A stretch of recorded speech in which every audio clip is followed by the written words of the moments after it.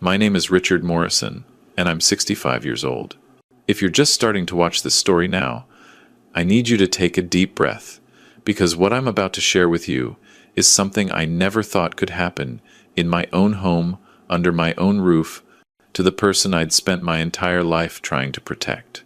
This is a story about trust, betrayal, and the kind of evil that hides behind a smile at the breakfast table. This is about my mother, the woman who raised me, and the wife I thought I knew after 40 years of marriage. I'm a retired high school teacher from Ottawa. Spent 38 years teaching history to teenagers who mostly didn't want to be there, but I loved every minute of it. My wife Margaret and I raised 2 kids in our little brick house in Nepean. Our daughter Emily lives in Vancouver now, works in tech, visits twice a year if we're lucky. Our son David died 8 years ago. Cancer. He was 34.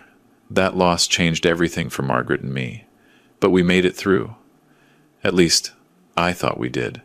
My mother, Dorothy, is 85. Sharp as a tack most of her life, but about 2 years ago we started noticing things. She'd forget where she put her keys, call me by my father's name. Once, she left the stove on and nearly started a fire in her apartment. The doctor said it was early-stage dementia. Not severe, but it was there, progressing slowly. She could still hold conversations, remember most of her life, recognize all of us, but she needed supervision. She couldn't live alone anymore. Emily couldn't take her. Vancouver's expensive, her condo is tiny, and honestly, she's never been close to my mother. They had some falling out years ago over something I never quite understood. So last October, Margaret and I made the decision together, or so I thought. We'd bring Mom to live with us. We have the space. I'm retired, home all day. Margaret works part-time as a bookkeeper, just 3 days a week. It made sense. I remember the conversation at our kitchen table on a rainy Tuesday morning. Margaret was reading the newspaper, sipping her coffee. I brought it up. I think Mom should move in with us, I said. She can't manage on her own anymore, and I don't want her in some facility where they don't care about her. Margaret looked up from the paper. Her reading glasses were perched on her nose, that expression she gets when she's thinking. Are you sure, Richard? That's a big commitment. Your mother can be difficult. She's my mother, I said. She took care of me my whole childhood. It's my turn now. Margaret folded the newspaper slowly. All right, she said, if that's what you want, but you'll need to be the primary caregiver. I have my work, my book club, my yoga classes. I can't be here all the time. I know, I said. I'll handle it. Thank you for understanding. She smiled. That smile I'd seen 1,000 times over 4 decades. Warm, supportive, the smile of a partner who had your back. Looking back now, I wonder if I ever really saw what was behind that smile. Mom moved in the first week of November, right after Remembrance Day. We set up the spare bedroom for her, the one that used to be David's room. Margaret helped me move furniture, pick out new curtains, make it comfortable. We brought Mom's favorite chair, her photo albums, her television. She seemed happy, confused sometimes, but happy. She'd sit in that chair and watch her game shows, call out answers to Jeopardy, laugh at Wheel of Fortune. Those first few weeks were good. I'd make breakfast for the 3 of us every morning. Oatmeal for Mom, toast for Margaret, eggs for me. We'd eat together, talk about the day ahead. Mom would sometimes tell the same story twice in one meal, but that was okay. I'd listen like it was the first time. After breakfast, Margaret would head to work on her bookkeeping days, and I'd spend time with Mom. We'd do crossword puzzles, watch old movies. Sometimes she'd tell me stories about when I was a kid, things I'd forgotten or never knew. Those were precious moments. But then, around mid-December, things started to change. It was subtle at first. Mom seemed more tired. She'd sleep later in the mornings, sometimes not getting up until 10 or 11. I figured maybe the move had been hard on her. Maybe she needed time to adjust. But then I noticed she wasn't eating as much. She'd push her oatmeal around the bowl, take a few bites, say she wasn't hungry. She started losing weight. Not dramatically, but enough that I could see it in her face, her hands. And she seemed scared. That's the only word for it. She'd flinch sometimes when Margaret came into the room. She'd go quiet, looked down at her hands. If Margaret asked her a question, Mom would answer in this small voice, almost like a child being scolded. It wasn't like her. My mother had always been strong-willed, opinionated, never afraid to speak her mind. This new version of her, this timid, withdrawn woman, it worried me. One evening in late December, I was in the kitchen making dinner. Margaret was at her book club. Mom shuffled in, using her walker, and sat at the table. She watched me chop vegetables for a while, then said quietly, "Richard, can I ask you something?" "Of course, Mom." "What is it?" She hesitated, twisted her hands in her lap. Does she like having me here?" I put down the knife and turned to look at her. "What do you mean? Of course she does. Why would you think otherwise?" "I don't know," Mom said. Her voice was small. "Sometimes I feel like I'm in the way. Like she wishes I wasn't here." "Mom, that's not true," I said, walking over to sit beside her. "Margaret agreed to have you here. She wants you here, your family." But even as I said it, I felt a small knot forming in my stomach. Was Margaret being cold to Mom? I tried to think back over the past few weeks. Margaret had been distant, maybe, not rude exactly, but not warm either. She'd speak to Mom in short sentences, answer questions with yes or no, spend most of her time in our bedroom or out at her activities. I'd chalked it up to adjustment. Having another person in the house after years of it being just the two of us, that takes getting used to, right? "She's just busy, Mom," I said, patting her hand. "She's got a lot going on with work and her groups. It's nothing to do with you." Mom nodded, but she didn't look convinced. "Okay," she said. "If you say so." That conversation stuck with me. I started paying more attention. And the more I watched, the more I saw. Margaret's impatience when Mom moved slowly. The way she'd sigh heavily if Mom asked her to repeat something. The tight smile that didn't reach her eyes. I told myself I was imagining things. That Margaret was just stressed. That I was being oversensitive. Then came the morning I found the bruise. It was early January, a Tuesday morning. I'd gotten up early to shovel the driveway after an overnight snowfall. When I came back inside, cold and sweaty, I went to check on Mom. She was still in bed, which was unusual. She was always an early riser, even with the dementia. I knocked softly on her door. "Mom, you awake?" "Come in, Richard." Her voice came, weak and tired. I opened the door. She was sitting up in bed, looking exhausted. Dark circles under her eyes. Her hair, usually neatly combed by this point in the morning, was messy. "Are you feeling okay?" I asked, walking over to sit on the edge of her bed. "Just tired, honey. Didn't sleep well. Do you want me to bring you breakfast in bed? I can make you some oatmeal, bring it up." "That's sweet," she said. "Maybe in a bit." She reached up to push her hair back from her face, and that's when I saw it. A bruise on her forearm, just below the elbow. Dark purple, the size of a thumbprint. Actually, several thumbprints, like someone had grabbed her arm hard. "Mom," I said, gently taking her arm to look closer. "What happened here?" "Did you fall?" She pulled her arm back quickly, tucking it under the blanket. "It's nothing," she said. "I bumped into the doorframe yesterday. You know how clumsy I am." But something about the way she said it, the way she wouldn't meet my eyes, set off alarm bells. "Mom, are you sure? That looks like—" "I'm fine, Richard," she said, more firmly. "Really, don't fuss." I wanted to push, to ask more questions, but she looked so tired, so fragile. I let it go. "Okay," I said. "I'll bring you some breakfast in a few minutes. You rest." I went downstairs, my mind racing. A bruise like that doesn't come from bumping a doorframe. I would know. I saw enough injuries during my years teaching, kids who got hurt playing sports, kids who got hurt other ways. But Mom was 85, with dementia.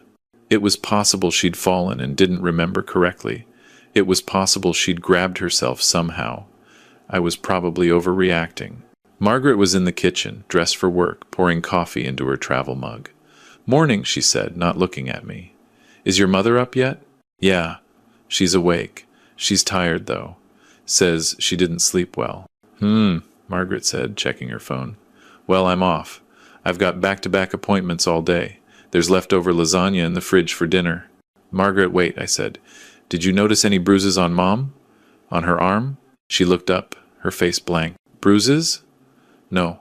Why? She has a bruise on her forearm. Looks like she might have fallen or bumped into something. I just wondered if you'd seen anything. Margaret shrugged. She's old, Richard. Old people bruise easily. She probably doesn't even remember how she got it. She picked up her keys. I really need to go. See you tonight. And she was gone. I stood in the kitchen for a long moment, staring at the door she'd just walked through. Something felt off. I couldn't put my finger on it, but something wasn't right.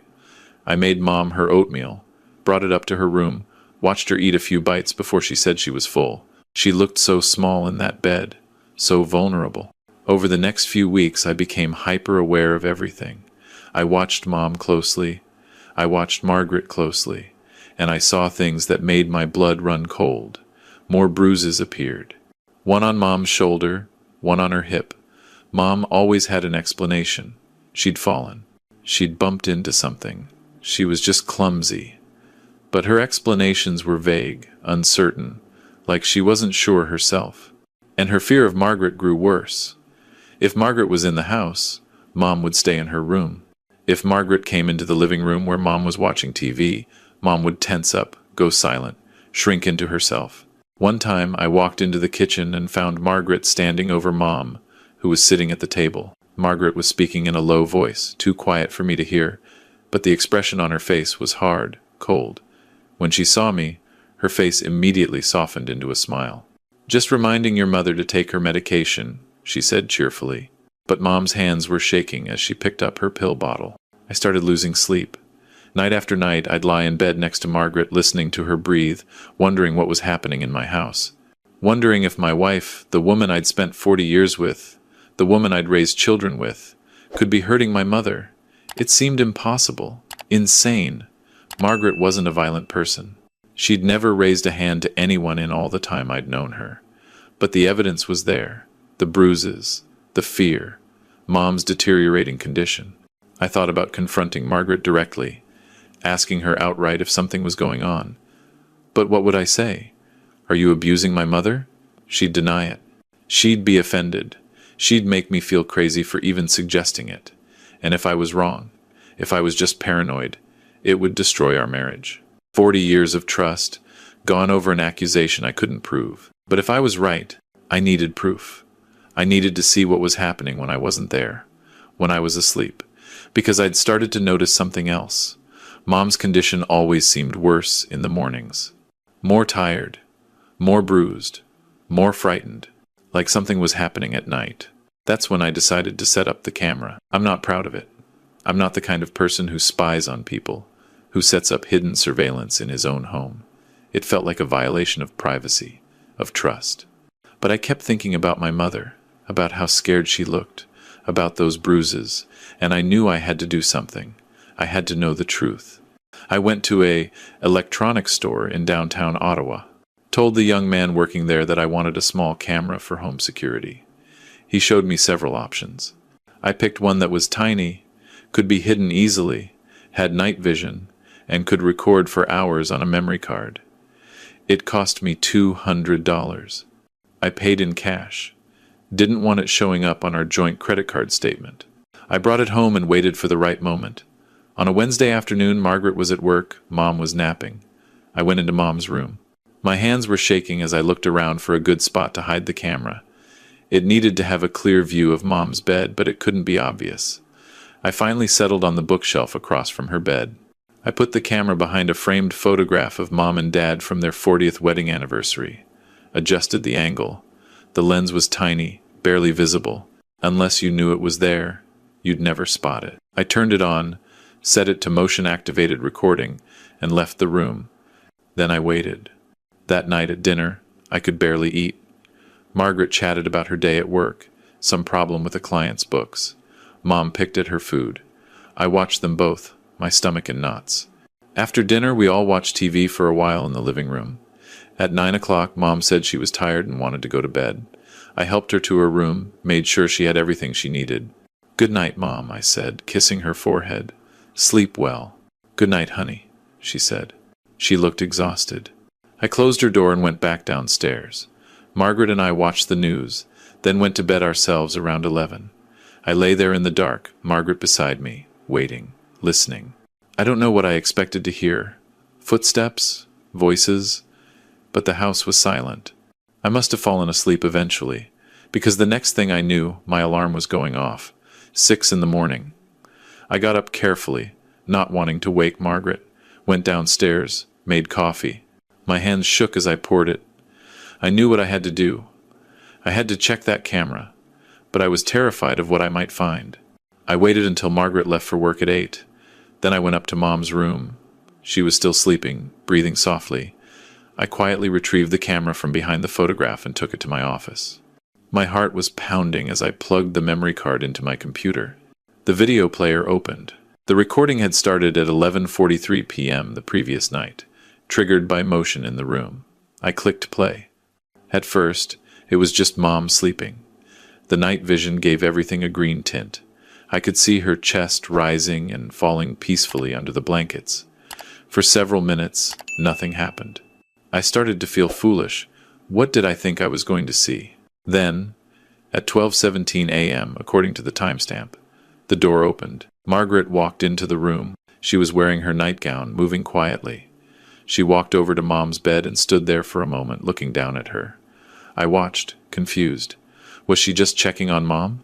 Making sure she was okay? Then Margaret reached down and shook Mom's shoulder. Hard. Mom woke up, disoriented, confused. I couldn't hear what they were saying clearly. The camera didn't have great audio, but I could see Mom's face. Fear. Immediate, stark fear. She tried to sit up, but Margaret pushed her back down. And then Margaret started talking to her, leaning close to Mom's face, speaking directly at her. I couldn't make out all the words, but I caught fragments. Burden. Ruining my life. Should be in a home. Pathetic. Mom was crying, silent tears running down her face as Margaret berated her. It went on for 10 minutes. 10 minutes of my wife verbally abusing my mother, saying things I couldn't fully hear but could imagine. Mom just lay there crying, not fighting back, too confused and scared to defend herself. Then Margaret grabbed Mom's arm, the same arm where I'd seen the bruise. She gripped it hard, her fingers digging into the flesh, and yanked Mom halfway out of bed. "Listen to me," Margaret hissed, and this I heard clearly. "You don't say anything to Richard about this. Not one word. If you do, I'll make sure you end up in the worst nursing home I can find. Do you understand me?" Mom nodded, sobbing. Margaret shoved her back onto the bed and left the room. The whole thing had lasted maybe 15 minutes. On the video, I watched Mom curl up under her blankets, crying into her pillow, alone in the dark. I sat at my computer, staring at the screen, unable to move, unable to breathe. This couldn't be real. This couldn't be my wife. Margaret, who I'd spent 40 years with. Margaret, who'd been a good mother to our children. Margaret, who'd held my hand at David's funeral and promised we'd get through anything together. But it was real. I'd just watched it happen. I'd just watched my wife abuse my mother in the middle of the night when she thought no one was watching, and suddenly everything made sense. The bruises, the fear, Mom's deteriorating condition, the weight loss, the exhaustion. This wasn't the first time. This had been happening over and over, every night, for weeks, maybe months. I don't know how long I sat there. Long enough that I heard Mom stirring, getting up.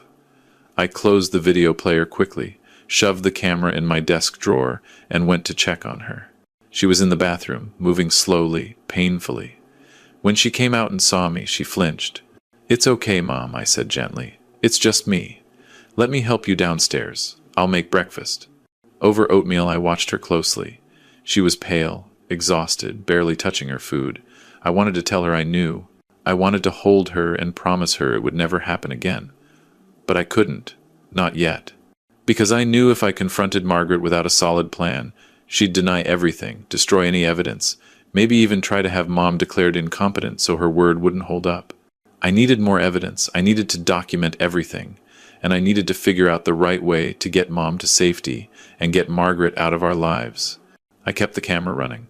Every night I'd retrieve the memory card in the morning and save the videos to an encrypted folder on my computer. And every night, the same thing happened. Margaret would wait until she thought I was asleep, then go to Mom's room. Sometimes she'd hit Mom, slap her face, pinch her arms. Sometimes she'd just stand there and verbally abuse her, calling her names, telling her she was worthless, that she'd ruined Margaret's life by coming to live with us. Sometimes she'd force pills down Mom's throat. Sleeping pills, I think, to keep her sedated during the day so she'd be less trouble. I documented it all. 5 nights of video evidence. And every morning I'd sit with Mom at breakfast, my heart breaking, pretending I didn't know, because I was building a case.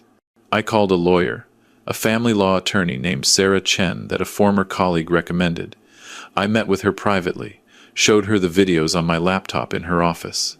She watched them, her face getting harder with each one. When they finished, she looked at me and said, "Mr. Morrison, this is elder abuse, criminal abuse. Your wife could face jail time for this. I need to get my mother away from her," I said. "Safely. Legally. I can't just throw Margaret out. It's her house too, and I'm afraid if I confront her, she'll hurt Mom worse." Sarah nodded. "Here's what we're going to do. First, you need to get your mother to a doctor. Today, if possible. Document those bruises. Get them photographed. Get a medical report stating they're consistent with physical abuse. That, combined with these videos, gives us everything we need. Then we contact the police. They'll remove your wife from the home and charge her. You can file for a restraining order immediately. Your mother will be safe." "Today?" I said. The thought of confronting this today, of blowing up my entire life today, was terrifying. "The longer you wait, the more danger your mother is in," Sarah said gently. "I know this is hard, but you know what needs to be done." She was right. I knew she was right. I went home. Margaret was at work. I told Mom I was taking her to see a doctor, just a checkup. She didn't argue. I took her to our family physician, Dr. Peterson, who I'd called ahead of time and explained the situation to. He examined Mom thoroughly, documented every bruise, every mark. He took photographs. He asked Mom gentle questions about how she got the injuries. At first, she gave her usual vague answers, but then, when Dr. Peterson said quietly, "Dorothy, you're safe here. You can tell me the truth," she broke down. She told him everything. About Margaret coming to her room at night. About the hitting, the verbal abuse, the threats. About being forced to take pills that made her sleep all day. About being too scared to tell me because Margaret said she'd send her away. Dr. Peterson documented all of it.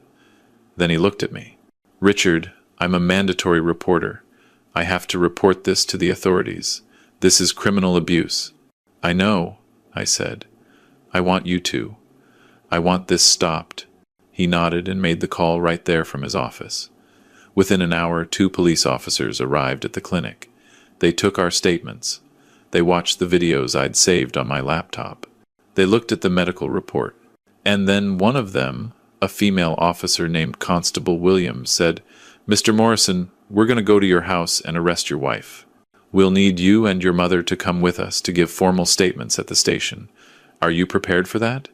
I looked at Mom sitting in the clinic chair, looking small and frail and scared, but also, for the first time in weeks, hopeful. "Yes," I said. "We're ready." The police went to my house first. I'd given them my key. They let themselves in and found Margaret, who'd come home from work early. I don't know exactly what happened in that moment, but the officers told me later she denied everything at first. Said I was crazy, that Mom was senile and making things up. But when they showed her the videos, told her about the medical evidence, she went silent. They arrested her, charged her with assault, elder abuse, forcible confinement. They took her to the station, processed her, held her in custody. Meanwhile, Mom and I were at a different police station, giving our statements. It took hours. They were gentle with Mom, patient when she got confused or forgot details. They asked me about the timeline, about when I first suspected something, about setting up the camera. By the time we finished, it was evening. Constable Williams drove us home. The house felt different without Margaret there.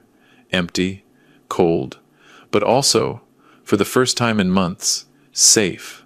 I made Mom some soup for dinner. We ate in silence, both of us exhausted, processing what had just happened.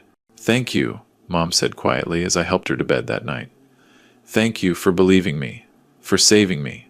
I'm so sorry, Mom, I said, and I was crying now. I'm so sorry I didn't see it sooner. I'm sorry I let this happen to you. She took my hand. You didn't let anything happen, Richard. You stopped it. That's what matters. The legal process that followed was brutal. Margaret was released on bail with a no-contact order, meaning she couldn't come near Mom or me. She moved in with her sister in Barhaven. I filed for divorce immediately. She fought me on everything, tried to claim the videos were illegal, that I'd violated her privacy, but Sarah, my lawyer, shut that down fast. You can't claim privacy when you're committing crimes. The criminal trial happened 6 months later. The Crown prosecutor was fantastic, a woman named Jennifer Kowalski, who treated Mom with such respect and dignity throughout the whole ordeal. She presented the videos in court, the medical evidence, Mom's testimony, which she gave bravely despite her confusion and fear, my testimony about what I'd observed. Margaret's defense lawyer tried to paint me as vindictive, claimed I'd manipulated Mom against Margaret, that the videos were taken out of context. But how do you take elder abuse out of context? The jury saw through it. They deliberated for less than 3 hours. Guilty on all charges. The judge sentenced Margaret to 18 months in prison, followed by 3 years probation. She'd never be allowed to work with vulnerable populations again. She'd have a criminal record for the rest of her life. Our divorce was finalized while she was serving her sentence. I got the house. She got nothing. I didn't care about the money or the property. I just wanted her gone. Mom lived with me for another year after the trial. Emily flew in from Vancouver and actually apologized to Mom for whatever had driven them apart years ago. They reconciled. It was beautiful to see. Mom's physical injuries healed relatively quickly, but the emotional trauma took longer. She had nightmares. She'd wake up scared, thinking Margaret was in the house. We got her into therapy, specialized care for elder abuse victims.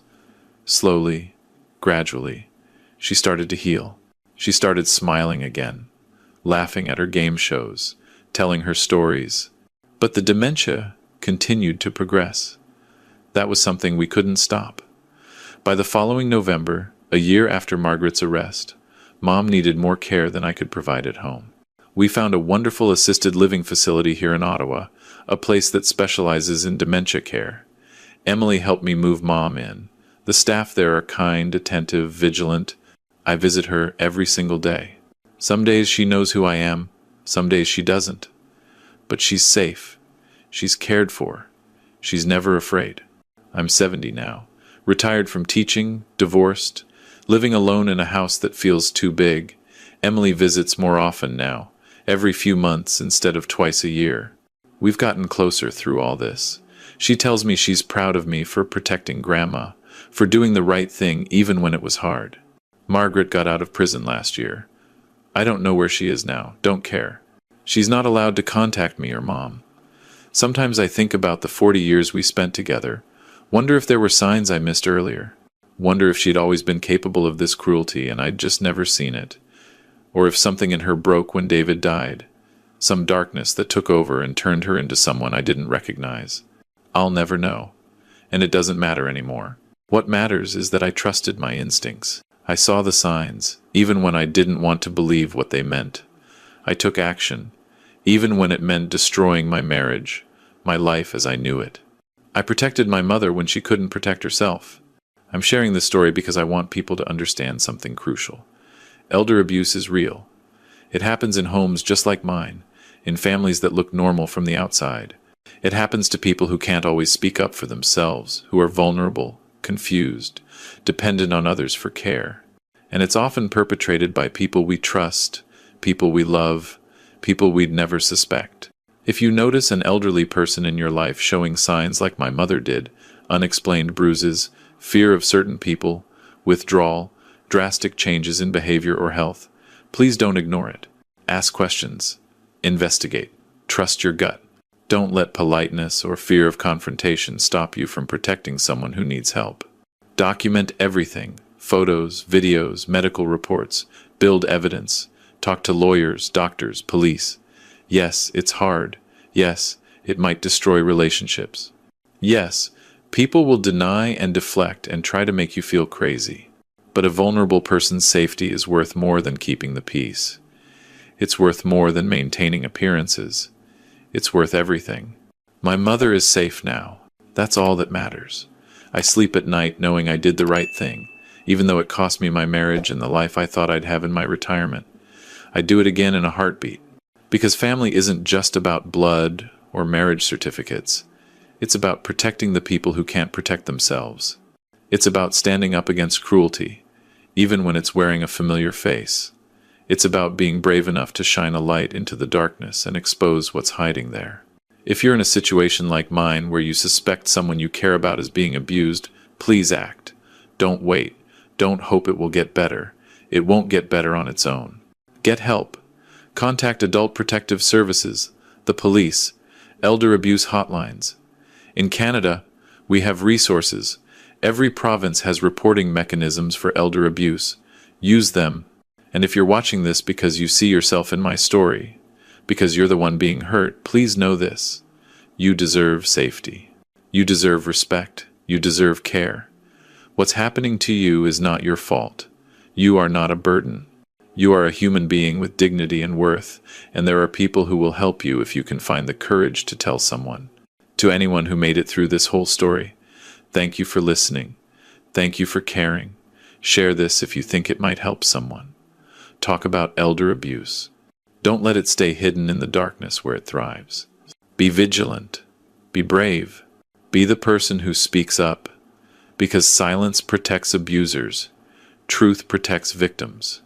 And in the end, truth is all that matters.